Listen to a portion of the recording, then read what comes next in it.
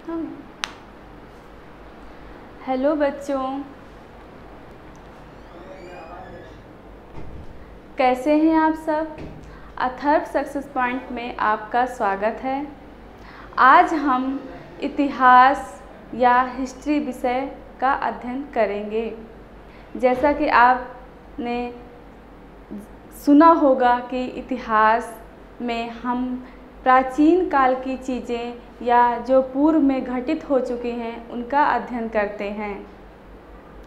आप देखते होंगे या अपने पेरेंट्स से सुनते होंगे कि पूर्व प्राचीन समय में ऐसे हुआ, वैसे वो घटना घटी, ये घटना घटी, तो आपको बहुत ही जानने की उत्सुकता होती है। बस आप कहानियों में सुनते हैं, कभी अपने बड़ों से सुनते हैं। तो आज हम इतिहास को जानने की कोशिश करेंगे। इतिहास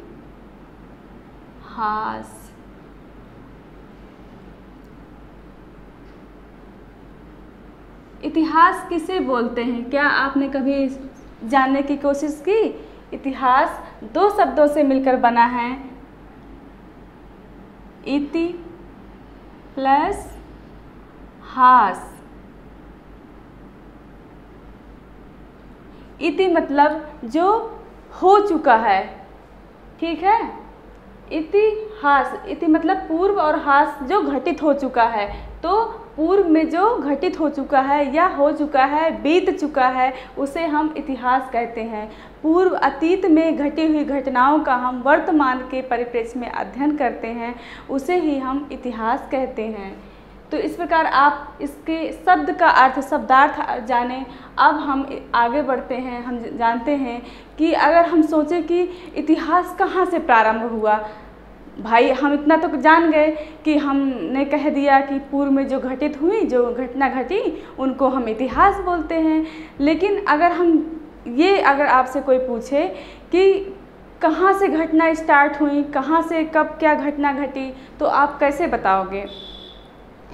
तो बच्चों, आप ये जानो कि जब से मानव सभ्यता का विकास हुआ, उसके बाद से जब से हमें मानव के अस्तित्व का ज्ञान हुआ, वहीं से इतिहास का प्रारंभ माना जाता है। हमारे इतिहासकारों ने, हमारे पुरातत्वविदों ने जो घटनाएं खोजी और हमारे वैज्ञानिकों ने जब मानव के विकास की शुरुआत जहाँ से होती है वो तथ्य उजागर किए, वहीं से हम जानते हैं कि हमारा इतिहास प्रारंभ हो जाता है। जैसे कि आप जानते हैं कि हमारे आदि पूर्वज कौन थे? आदि मानव थे।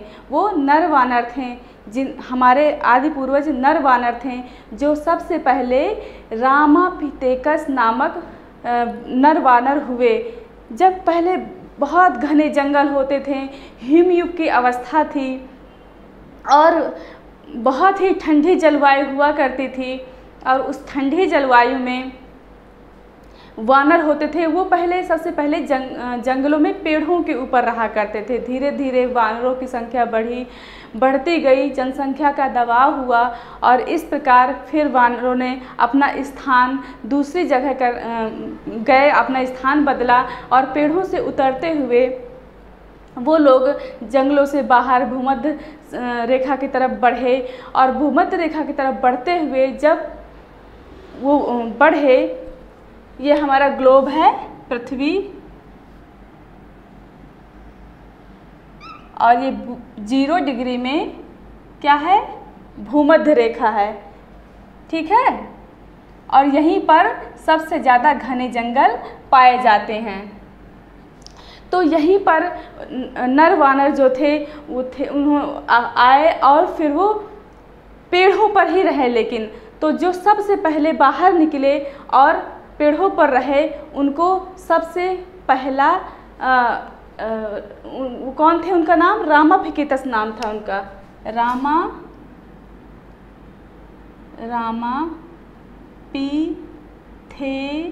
रामापिथेकस,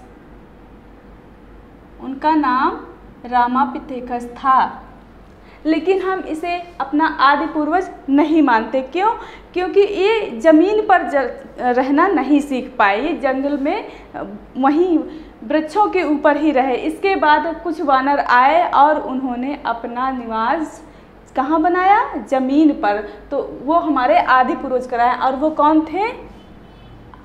अफ्रीकन मानव, अफ्रीकेनस, अफ्रीकन मानव। तो अफ्रीकन मानव को क्या कहा जाता है? Australopithecus, Australopithecus.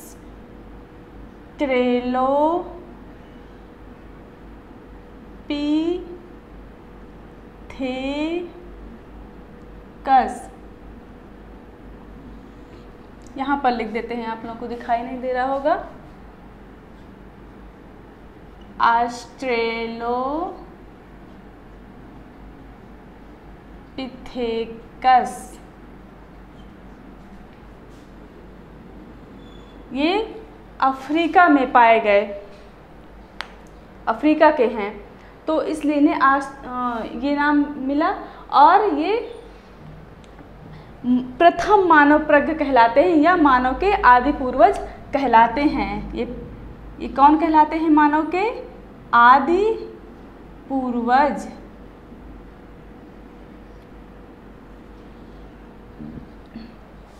इस प्रकार वानरों में विकास होता जाता है, नर वानरों में विकास होता जाते हैं, और उनकी संरचना का विकास होता है, और इस प्रकार वो पूर्णतः एक नवीन मानव का उद्भव होता है।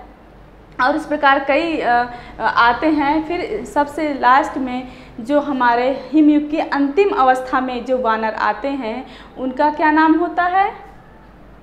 उनका नाम होता है होमो सैम्पियस।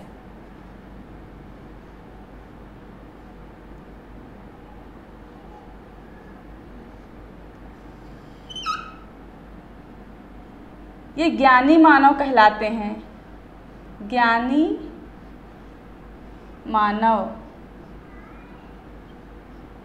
क्योंकि ये बहुत ही बुद्धिमान माने जाते हैं। ये आधुनिक काल के होते हैं, उस समय के सबसे नवीनतम, मतलब कि हिमयुग के अंतिम अवस्था के होते हैं। इसलिए ये, और इनमें बुद्धि का ज़्यादा विकास होता है, इसलिए ये ज्ञानी मानव कहलाते हैं। इस प्रकार हम देते हैं कि मानव का विकास होता है, और हम इतिहास का प्रारंभ, मानव का विकास होता है। धीरे धीरे फिर ये लोग बहुत सारे चीज़ों का आविष्कार करते हैं, पाषाण से आग का आविष्कार करते हैं। ये लोग पत्थरों का प्रयोग करते हैं मूलतः, और उसी से शिकार करते हैं, अपने भोजन का व्यवस्था करते हैं, और रहने की व्यवस्था करते हैं। ये सब धीरे धीरे उनको ज्ञान होता है, आग का आविष्कार करते हैं। फिर धीरे धीरे कृषि का भी विकास होता है नवपाषाण काल में, और इस तरह हमारा इतिहास का प्रारंभ माना जाता है। फिर हम देखते हैं, अब जैसा कि आपके पहले अध्याय का नाम है, क्या नाम है आपके क्लास 6 के पहले अध्याय का?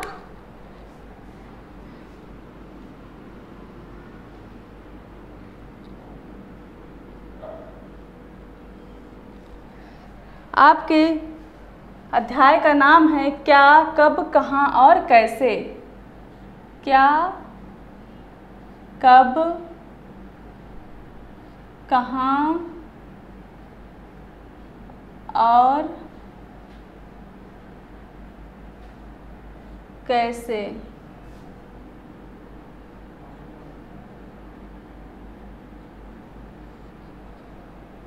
ये आपके अध्याय का नाम है।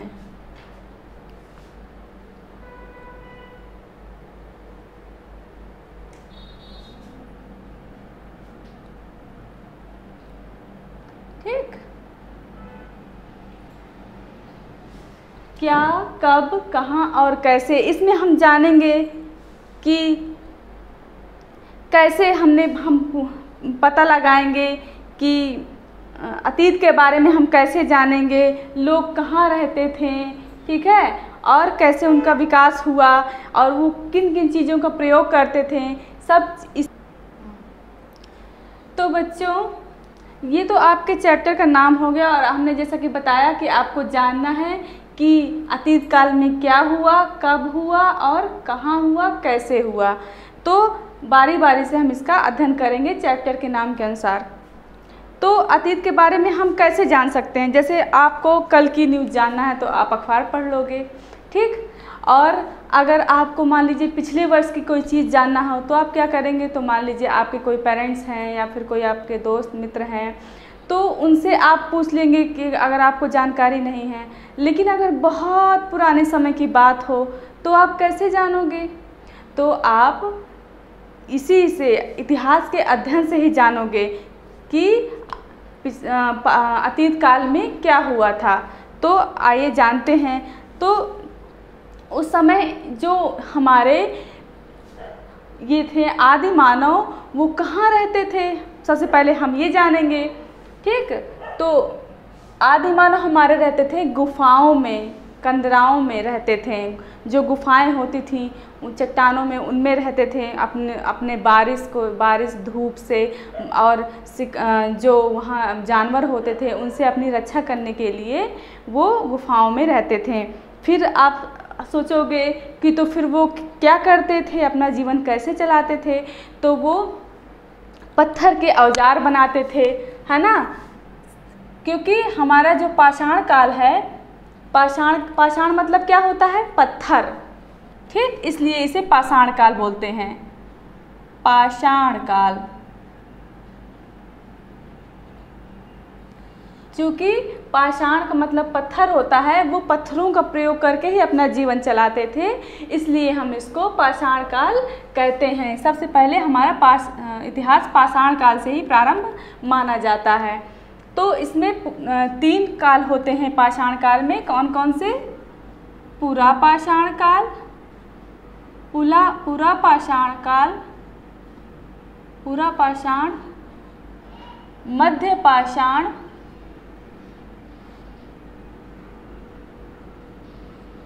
मध्य पाषाण काल और नवपाषाण काल।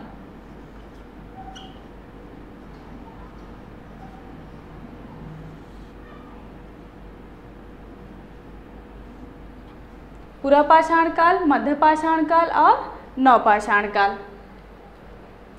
तो पुरा पाषाण काल में मानो क्या करता था? वह पत्थर के औजार बनाता था, कुछ इस तरह टेढ़े मेढ़े, ठीक। ऐसे टेढ़े मेढ़े औजार बनाता था। इन औजारों से वो क्या करता था?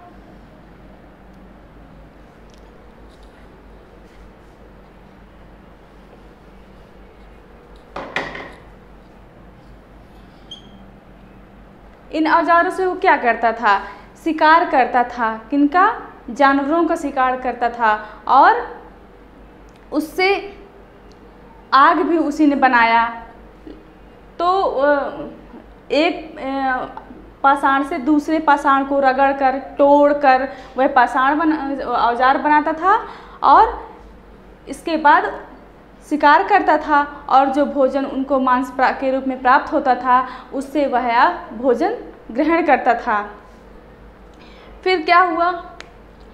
फिर इसके बाद वह एक ही जगह नहीं रहता था। वह क्या करता था?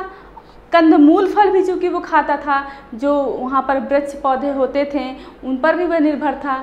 तो उससे क्या करता था वो कि कुछ दिन रहता था, वहाँ के जंगलों का उपयोग करता था और उसके बाद दूसरी जगह चला जाता था।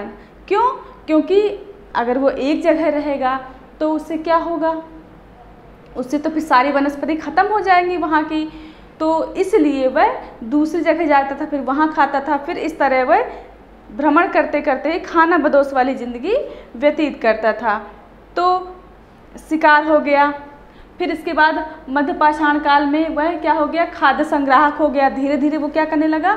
इकट्ठा भी करने लगा अपने खाद्य को, अपने खाने को इकट्ठा भी करने लगा। क्योंकि मान लीजिए कभी शिकार नहीं हो पाता, कभी कोई जानवर नहीं मार पाए, है ना, तो कोई फल नहीं मिल पाया उन्हें खाने के लिए, तो वो क्या करेगा? तो इसलिए वह मध्य पाषाण काल तक आते आते वह खाद्य संग्राहक बन गया।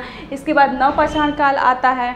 तो मध्य पाषाण काल में फिर वो क्या करता था, उसके औजारों में भी विकास हो गया। उसके पहले यहाँ पर क्या होता था, कोर पद्धति से पाषाण बनाता था। कोर पद्धति से कैसे कि खुरच खुरच कर ही एक मोटे आकार में बड़े बड़े औजार बनाता था। लेकिन धीरे धीरे क्या हुआ, हिम युग में धीरे धीरे तापमान उसका घटता गया। ठीक, तापमान उसका घटता गया, जिससे क्या हुआ कि मौसम में परिवर्तन हुआ और जानवरों में भी परिवर्तन हुआ। पहले जानवर विशालकाय होते थे, क्यों, क्योंकि बहुत ठंडी होती थी, बर्फ पड़ती थी, इसीलिए उसको तो हिमयुग नाम दिया गया। तो इसलिए विशालकाय जानवर होते थे, तो उनके मारने के लिए भी ऐसे औजार, और वो धीमे धीमे चल पाते थे, दौड़ पाते थे, इसलिए उनका आसान था शिकार करना।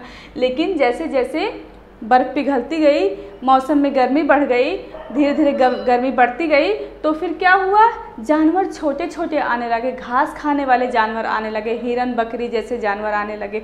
तो फिर वो तो बहुत तेज़ भागते थे पतले होने के कारण, तो तेज़ भागने के कारण उनका शिकार कितना हो गया, मुश्किल हो गया।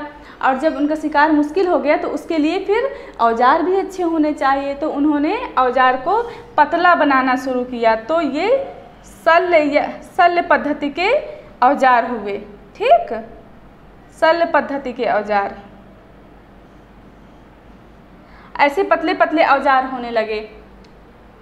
तो ये कोर पद्धति के औजार थे और ये शल्य पद्धति के औजार थे। फिर इसके बाद आते हैं नवपाषाण काल में।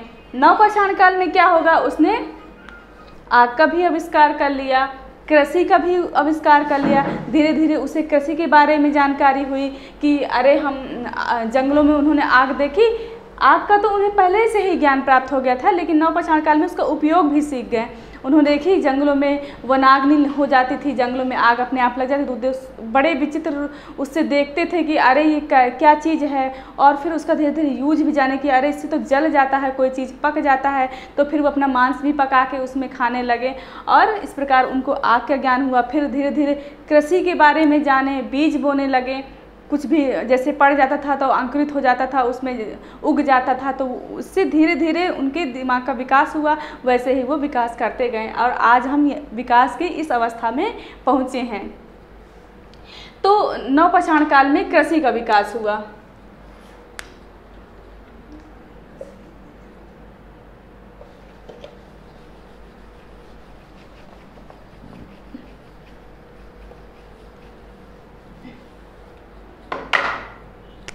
क्या हुआ नवपाषाण काल में, कृषि का विकास हुआ। कृषि, ठीक। फिर जब उसे कृषि का विकास हो गया, अनाज उगाने लगा, तब और बेहतर स्थिति हो गई। तब पहिए की भी आविष्कार हो गया।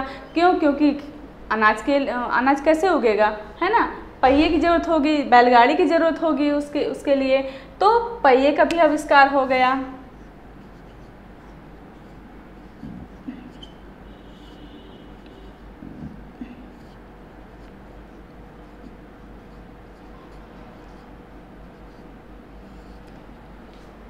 इसके बाद आपने ये जान लिया कि ये लोग कहाँ रहते थे, कहाँ खाते थे, है ना। फिर आप जानते होंगे कि पश्चिमोत्तर भारत में एक मेहरगढ़, जो पाकिस्तान में, वर्तमान पाकिस्तान में पड़ता है, मेहरगढ़ वर्तमान पाकिस्तान में पड़ता है। तो यहाँ पर सबसे पहले गेहूं जौ के साथ खोजे गए थे। ठीक, जो कहाँ पड़ता है, पश्चिमोत्तर सीमा प्रांत, कहाँ, पाकिस्तान में, पाकिस्तान के बलूचिस्तान में।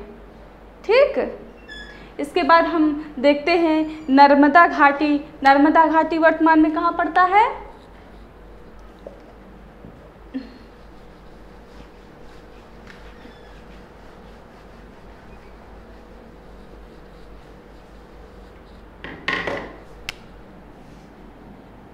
नर्मदा घाटी मध्य प्रदेश में। कौन सा स्थान है? भीमबेटका।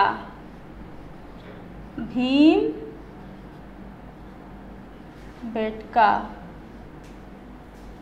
यहाँ से बहुत ही गुफाएं मिली हैं, उसमें बढ़िया बढ़िया चित्रकारी और बहुत सारे पुरालेख, चित्रकारी और बहुत सारी उनकी सामग्रियां प्राप्त हुई हैं। और इस प्रकार हम देखते हैं कि वो चित्रकारी से भी, कलर से भी परिचित थे। भिन्न भिन्न भित्ति चित्रों का उन्होंने प्रयोग किया वहाँ पर, और भीमबेटका से वो प्राप्त होते हैं, जैसे हमको जानकारी मिलती है कि वो किस प्रकार रहते थे, कहाँ रहते थे, कैसे रहते थे। ठीक, तो इस प्रकार आपको जानकारी मिल गई। इसके बाद अब आज हम लोग इसमें आपके बुक में दिया है कि हम लोग यात्राएं करते हैं। लोग पहले कैसे यात्राएं करते थे? पहले ऐसे पैदल ही सब जगह यात्राएं करते थे। धीरे धीरे जब पहिए का आविष्कार हो गया तो फिर बैलगाड़ी से यात्रा करने लगे। आज हम लोग ट्रेन से यात्रा करते हैं। ठीक, फिर आप अपने बुक में देखते हैं कि हमारे देश का नाम कैसे पड़ा। तो हमारे देश का नाम क्या कहा जाता है? एक इंडिया कहा जाता है और दूसरा भारत कहा जाता है। भारत कहा जाता है। तो इंडिया, जब हमारे प्राचीन काल में लोग यूनानी और ईरानी, यूनान से और ईरान से लोग आए तो हमारा जो प्रदेश में क्या है? सिंधु नदी पड़ती है। सिंधु नदी कहाँ पड़ती है? पश्चिमोत्तर में सिंधु नदी। ठीक, मान लीजिए कि ये अपना भारत है। ठीक, तो यहाँ पर सिंधु नदी पड़ती है। तो सिंधु नदी जब यहाँ पड़ती है तो यहाँ पर सिंधु नदी की 5 सहायक नदियाँ बहती हैं। ये सिंधु नदी है और इसकी 5 सहायक नदियाँ बहती हैं।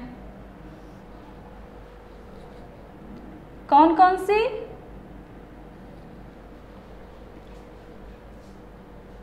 कौन कौन सी? झेलम, चिनाब, रावी, ब्यास, सतलज। ठीक, झेलम, चिनाब,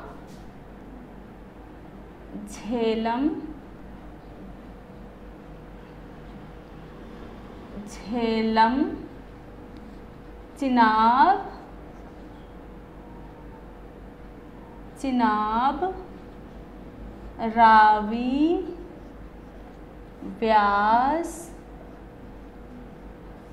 सतलज।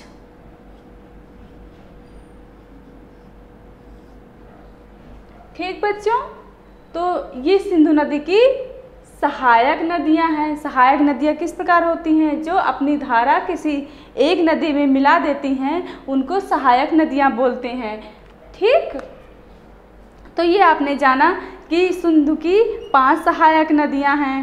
ठीक, तो हम बात कर रहे थे कि हमारे देश का भारत और क्या नाम है? हमारे देश का भारत और दूसरा नाम है इंडिया। तो जब भारत कहते हैं, पुराने हमारे वैदिक काल के राजा थे भरत, उनके नाम पर भारत पड़ा। लेकिन इंडिया कैसे पड़ा? तो आप जानते हैं कि जब ईरान और यूनान 2 देश थे तो वहाँ के लोग यहाँ भारत आए और उन्होंने सिंधु शब्द से डाल दिया नाम। कैसे? इंडिया शब्द इंडस से निकला है और संस्कृत में इसे सिंधु कहते हैं।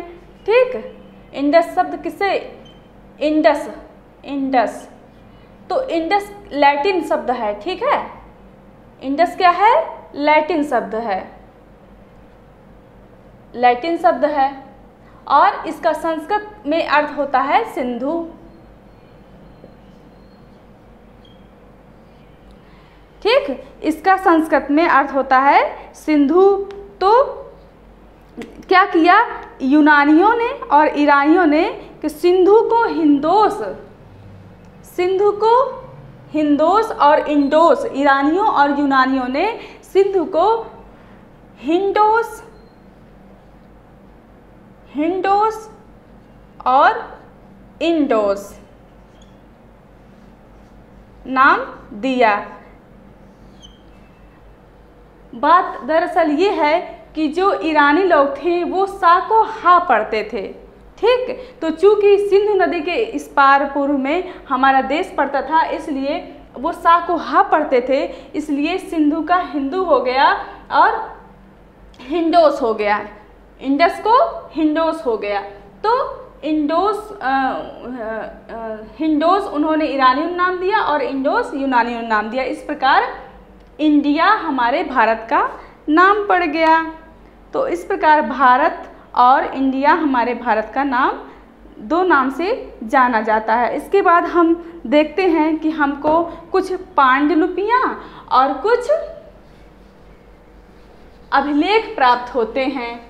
तो जैसा कि आप जानते हैं कि पाषाण काल के बाद क्या आता है, सिंधु सभ्यता या हड़प्पा सभ्यता आती है। लेकिन उसमें क्या होता है कि उसमें लिपि तो प्राप्त होती है, लेकिन उसको पढ़ा नहीं जा सका आज तक। इसलिए उसके बाद सबसे प्राचीन लिपि किस काल की मानी जाती है, तो अशोक के कार्यकाल की मानी जाती है। क्यों? क्योंकि अशोक के कार्यकाल में वो मौर्य काल का शासक था, जो आप आगे पढ़ोगे, और उसने अभिलेख लिखवाए थे, जो कि बहुत सारे जगहों से उसके अभिलेख प्राप्त होते हैं। जैसे कि कांधार से एक अभिलेख प्राप्त होता है जो अफगानिस्तान में पड़ता है, आप सुनते होंगे अफगानिस्तान, ठीक, पाकिस्तान के ऊपर अफगानिस्तान पड़ता है। तो वहाँ से उसके अशोक के अभिलेख प्राप्त होते हैं, जिसको कि पढ़ा जा सका है, इसलिए उसे सबसे प्राचीन माना जाता है। क्योंकि सिंधु सभ्यता के या हड़प्पा सभ्यता के लिपि को नहीं पढ़ा जा सका है।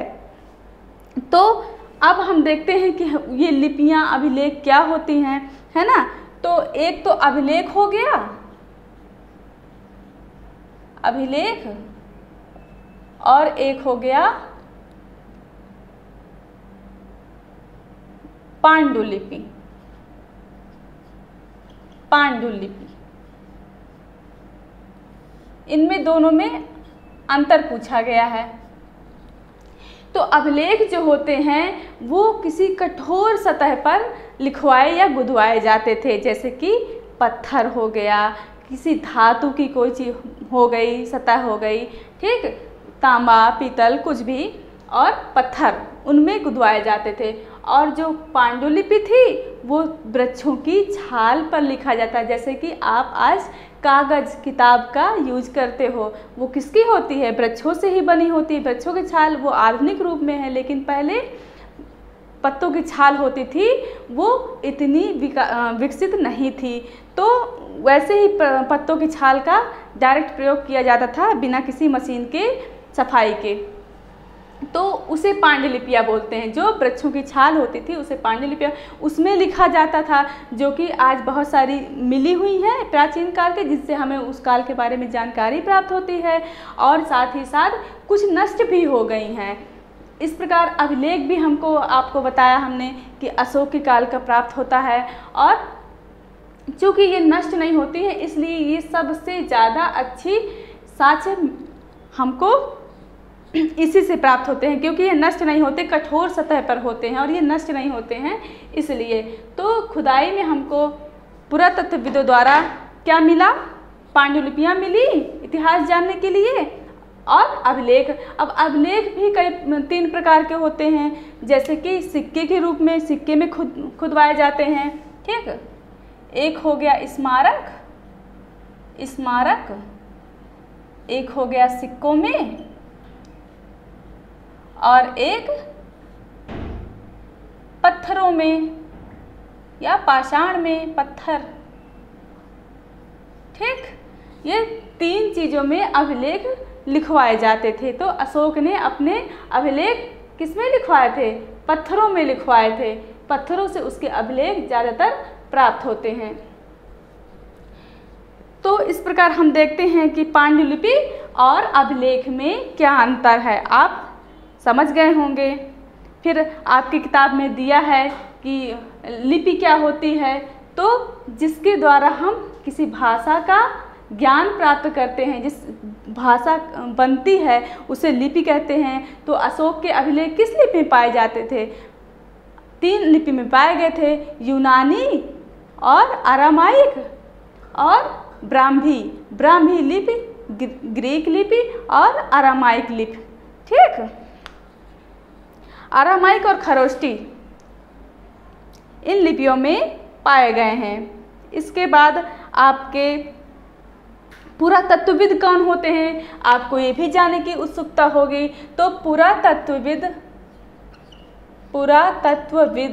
जो हमारे भूमि के अंदर खुदाई से निकालते हैं वस्तुएं, प्राचीन काल की जो वस्तुएं भूगर्भ से निकालते हैं वो पुरातत्वविद कहलाते हैं। पुरातत्वविद। ठीक, इसके बाद आप देखते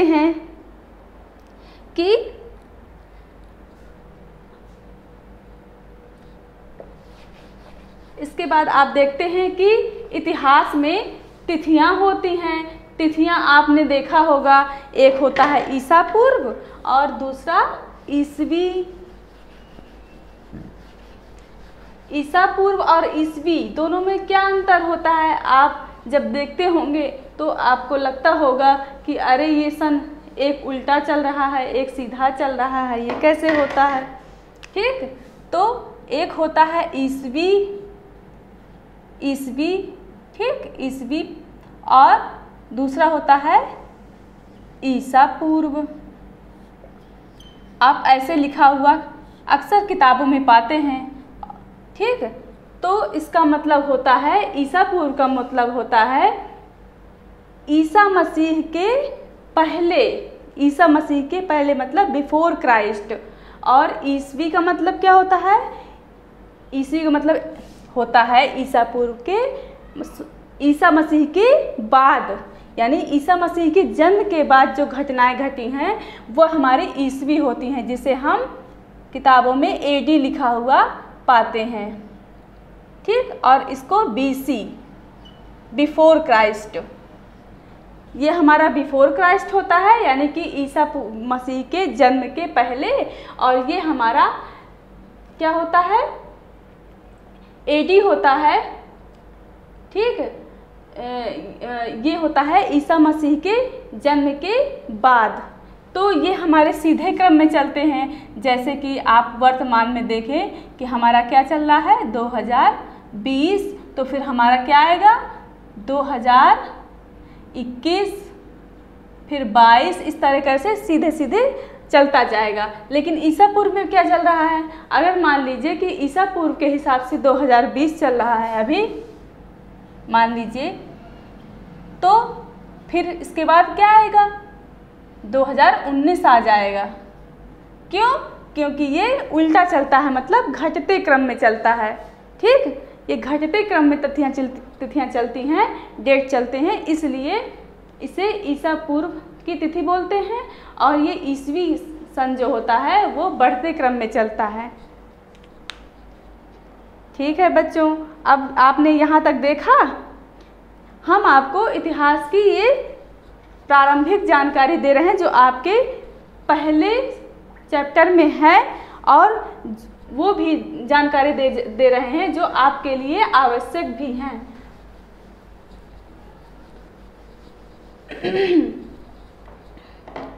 इसके बाद आप देखते हैं कि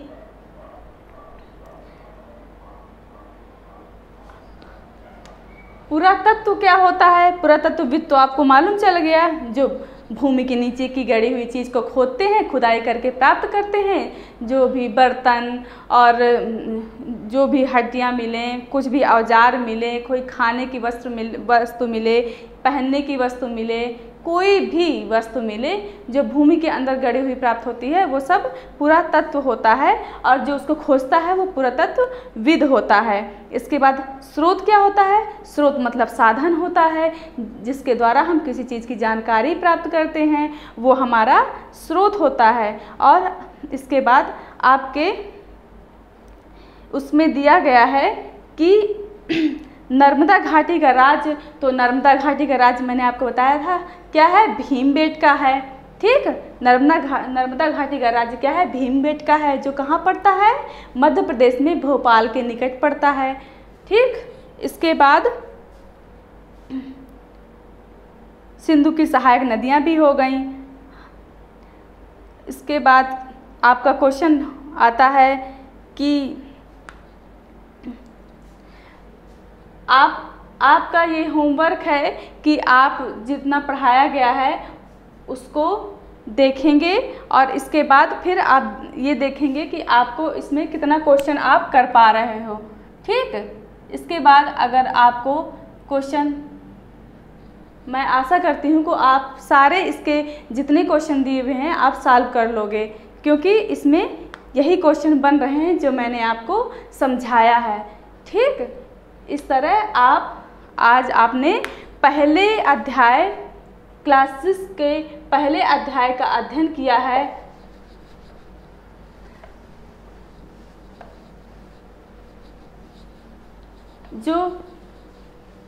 जिसमें आपने इतिहास की प्रारंभिक जानकारी प्राप्त की है। ठीक बच्चों, अब आप कल इसके बाद नेक्स्ट क्लास में आगे की जानकारी प्राप्त करेंगे। नमस्कार।